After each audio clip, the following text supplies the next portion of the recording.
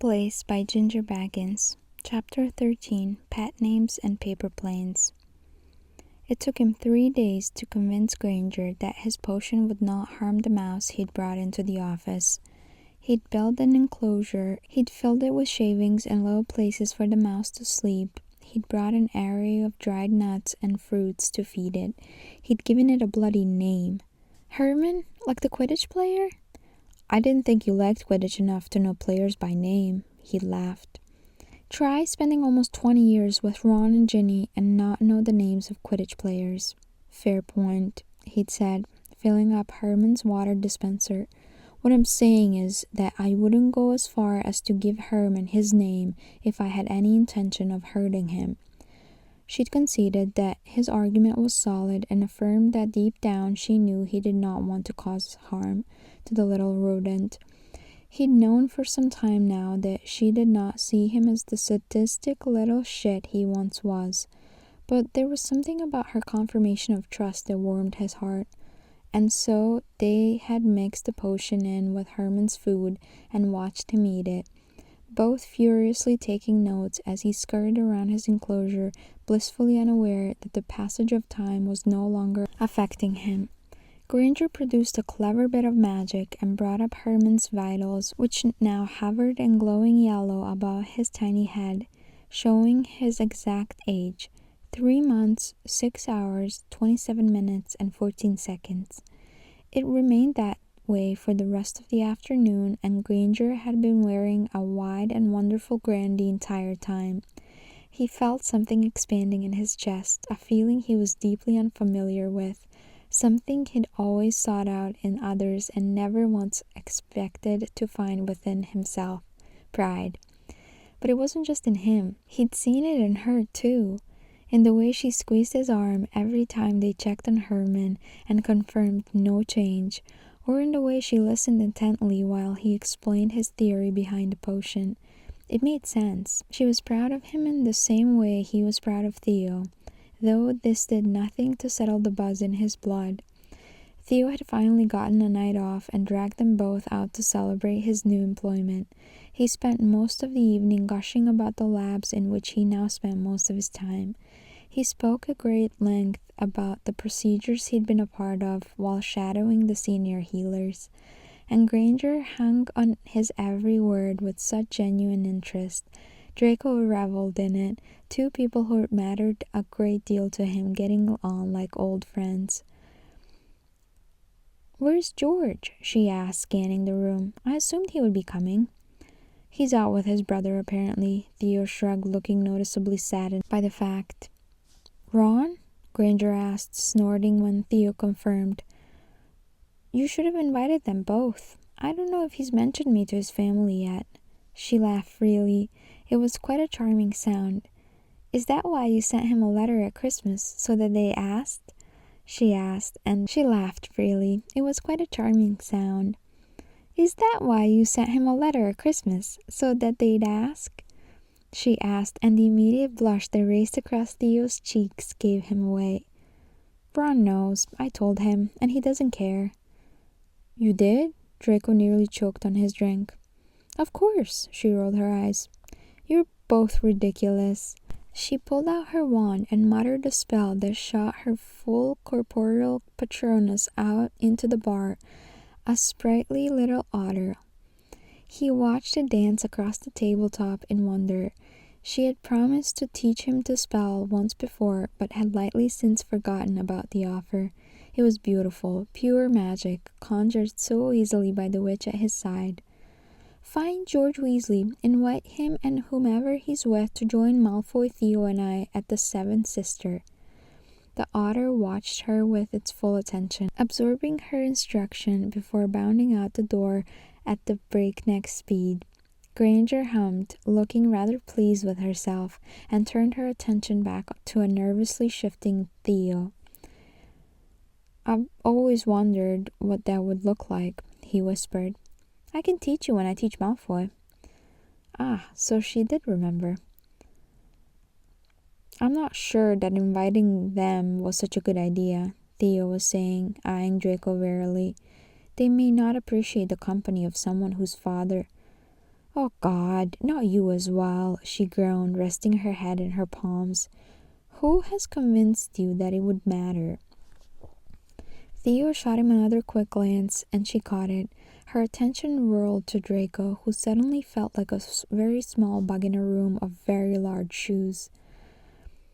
"Malfoy should know this better than anyone," she hissed. "Your father's crimes are his alone, not yours. I promise you that nobody holds it against you, especially not now that George has become utterly smitten, and you—" She focused on Draco again, and he tried very, very hard not to look away in shame. "Should be a better friend. It was your actions that warranted forgiveness, and they gave it to you, did they not?" She was right, as she so often was. Draco had kept Theo separate from his new friends out of fear. He'd not known how mixing his old life with his new life would go, though he realized now that Theo was not his old life. He'd left his old friends behind, the ones who followed his name and his money, the ones who cheered when he spat hatred at witches who didn't deserve a lick of it, the ones who had refused to shed the views that had dragged them into the wrong side of a war. Theo had never been one of those, not even then. "Fuck," Draco muttered, looking over at his friend. "I'm sorry, mate." "Do my ears deceive me, or am I finally on the receiving end of an infamous Malfoy apology?" Theo replied with a sly smile, though his eyes conveyed the true depths of his emotion. "It wasn't nearly as grandiose as I'd been led to expect."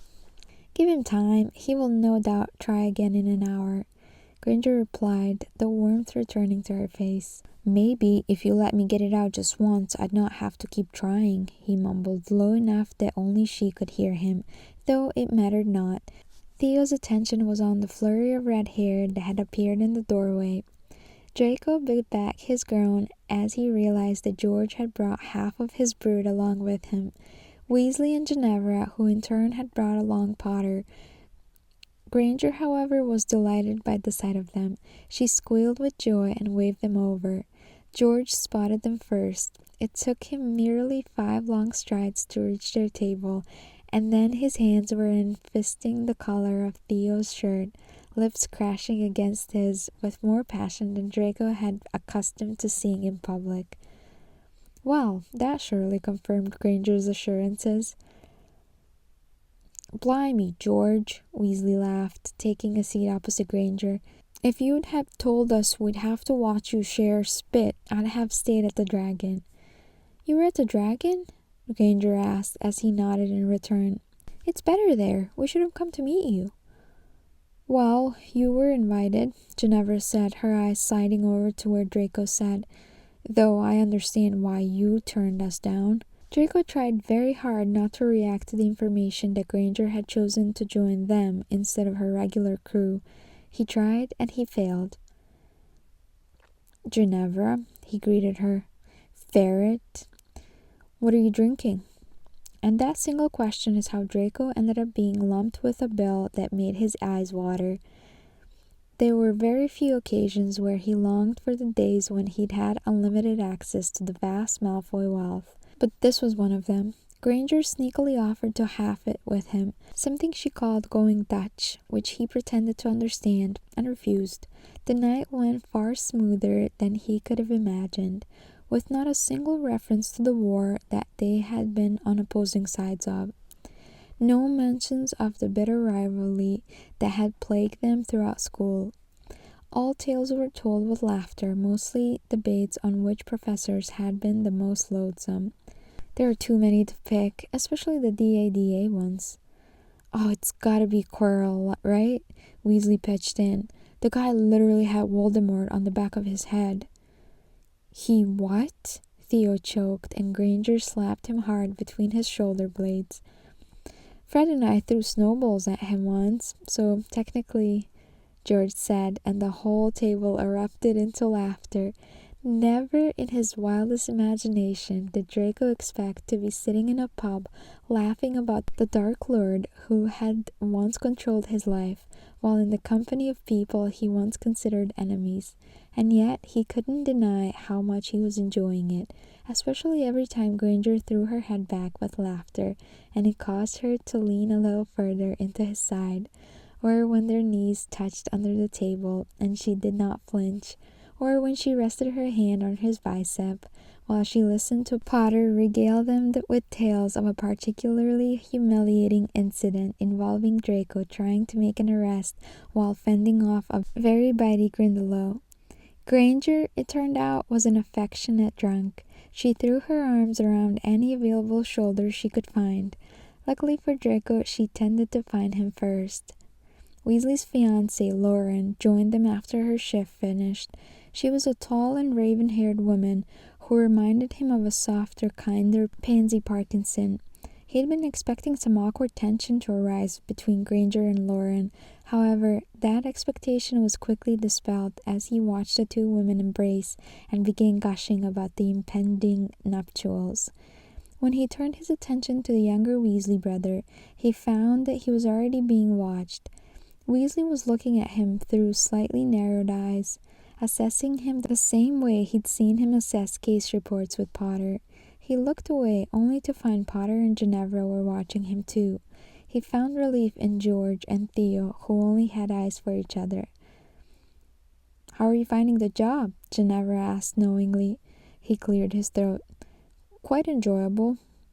"Quite," she echoed, sharing a look with Potter. "The two of you seem to be getting along quite well these days, wouldn't you say?" "I'm not at liberty to discuss anything regarding work," he said, careful not to look at any of them. "But you already know that, Ginevra." "Good thing I'm not asking you about work." "Draco," Granger called, still grinning at the bar. "Lauren wants to know how to brew Sleeky's potion. Do you know the ingredients?" "Surely you've done that one yourself," he returned, quirking a brow. She met his look with a glare, and he decided that he would in fact rather spend the next 30 minutes explaining how to brew hair potion than sit here and answer any more of Ginevra's questions. "Yeah, I know it." George and Theo left first, making some very bad and obvious excuse to depart despite everyone knowing exactly why they were so keen to head home. Potter and Ginevra left next. The youngest redheads made sure to hug Granger tightly and whisper something that caused her to blush fiercely before they departed. Weasley and Lauren opted to take Granger home. She'd given Draco a tighter than usual shoulder squeeze before linking her arm with her friends and letting them half carry her out the door. Once alone, Draco flopped down into his chair at the now vacant table and sat to finishing his drink. The timer was set for 60 minutes. If she wasn't back by then, he'd call for Kingsley. He'd not been overly comfortable with her visit. She was going back to Hogwarts during their 6th year and taking Potter's invisibility cloak with her, which she claims to have borrowed instead of stolen, along with a folded piece of parchment that Draco heard her whisper something to before she set the time turner to spin. She was hoping to find out anything she didn't already know about the ring that Dumbledore had worn that year, the Horcrux that had been under their noses the whole time. Draco tried to keep himself busy while she was gone. He did not like the thought of her wandering those halls. He did not want to imagine her returning to that year. The year had all gone beyond retrieval, when the war had truly begun, when he became the very fool that he'd now spent years trying to distinguish himself from. He'd been hoping that she would refrain from visiting until he nailed the potion, and maybe she would have had Herman not become aging again 2 days after his first dose. She couldn't wait any longer. Her desperation was growing with every day that passed without result, though she was rather skilled at hiding it. She beat him into the office most mornings despite him arriving distinguishingly early, and she often stayed long beyond her scheduled hours. He'd hear her cursing and hissing, and she fiddled with the time turner or sighing as she stacked notes into high piles on her desk. Sometimes she would come and sit on the chaise in his office, her legs folded beneath her as she pored over documents that he did not understand. She rarely spoke to him in those moments. She just sought company, and he was more than happy to provide it. "Soporiferous bean juice," he called to his quill, watching as it noted his words. 3 bottles, minimum. Once he'd finished taking stock of everything they needed replacing from his now well-curated inventory, he went back into her office and perched in the chair, eyes trained on the spot she had disappeared from 26 minutes beforehand.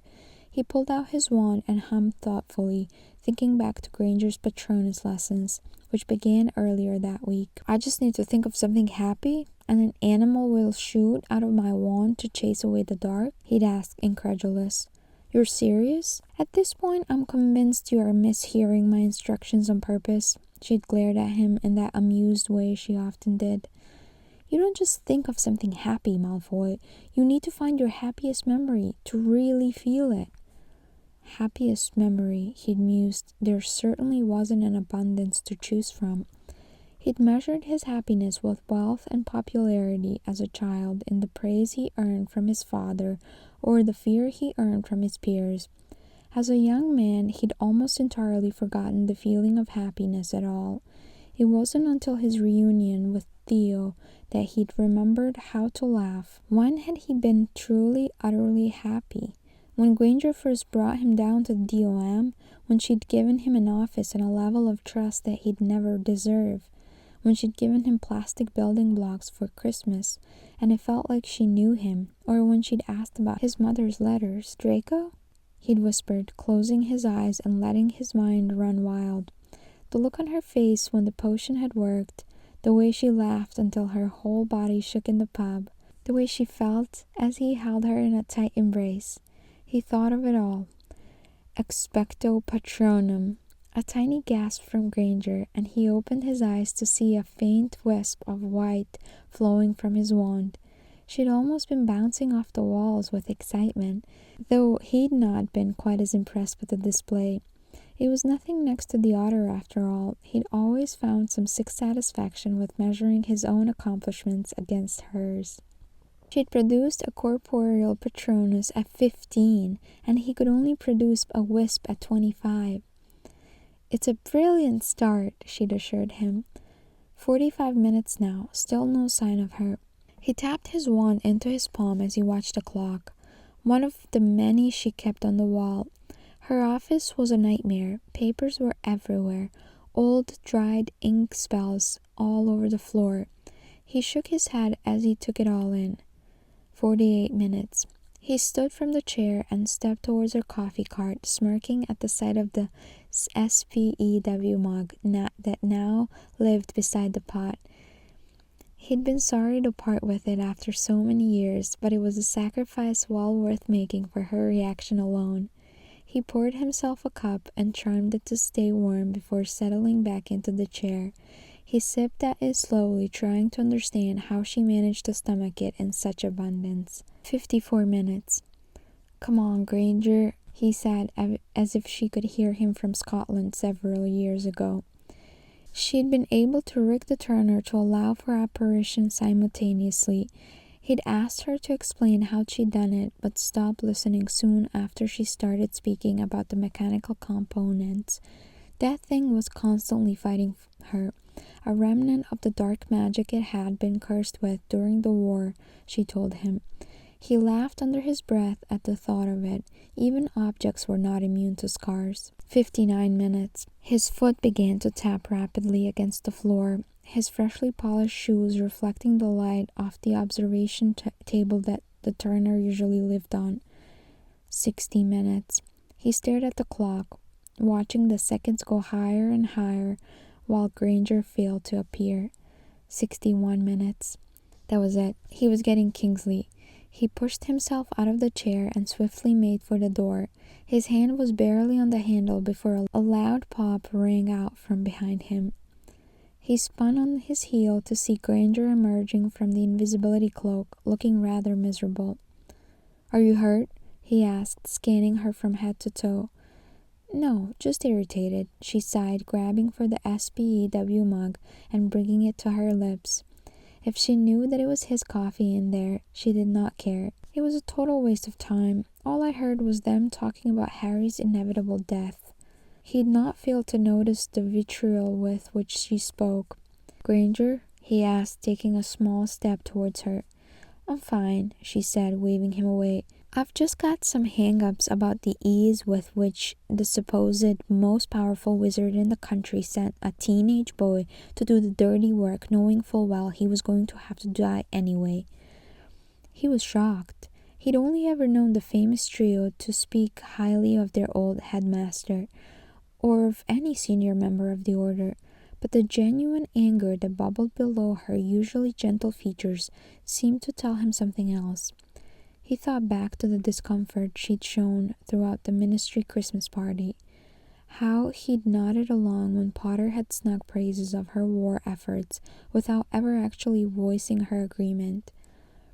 "I forget sometimes," he said, reaching out and taking hold of her free hand.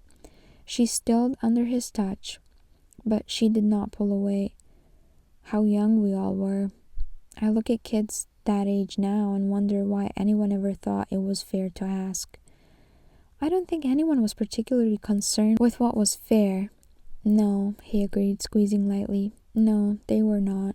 She smiled at him, some of the bitterness seeping out of her, and gave his hand a returning squeeze before freeing herself from his hold. "Do you have another batch ready to test?" "I can have it ready in a quarter of an hour." "Perfect. I'll check the clock and then come and join you." "All right," he said, moving forward and letting their arms brush as he passed her. He summoned an empty vial and stepped in front of the cauldron, slowly and carefully beginning to dispense the liquid into the glass. He'd just summoned another when something light hit him in the shoulder. He peered over to see a small folded paper plane waiting for him, and suddenly he was 16 years old. 16 and tasked with something that seemed impossible, something that would cost whatever soul he had. 16 and plagued with nightmares so vivid he'd not managed more than 2 hours of sleep a night since the school year started. 16 and hiding in the alcoves of the castle hallways, crying quietly into his hands as he worried for his mother, his father, and himself. 16 when a small paper plane had hit him in the shoulder and shaken him out of his quiet breakdown. He'd scanned the length of the hallway for whoever had sent it his way and found no one. 16 when he'd unfolded the paper to find words he did not understand, scribbled hastily in thin ink. "Chin up, Buttercup." He'd stared at it for what felt like hours before tucking it into the pocket of his robes and stumbling back to the common room. He'd thought about it for a long time afterwards, for years, wondering where it had come from and what it had meant. 25 when he saw a very similar paper plane by his shoulder while standing in his office at the DOM. 25 when he took the paper with shaking hands and unfolded it to find the same note, the penmanship now more familiar, blotches across the words where the writer had hurried to get it down. 25 when the lump in his throat threatened to turn into a loud sob. "It's something my father used to tell me when I was little." Granger's soft voice pulled his attention away from the paper. "Whenever I'd fall and scrape my knee, or I'd get a less than stellar grade in potions, or, more frequently than anything else, when I'd write home and complain endlessly about the pretentious little blonde boy who was dangerously close to outperforming me in charms." He couldn't speak. He could scarcely breathe. She only let out a small and wondrous laugh before turning, her curls flying over her shoulder and exiting into the hallway. Draco remained still, the paper still trembling in his hands, his mouth still hanging open, his eyes still affixed to the spot she'd been standing in moments ago, where she'd offered him the best answer to a puzzle that had plagued him for nearly a decade. And he wondered then exactly how many times that woman had saved his life without him knowing about it. And that's the end of chapter 13.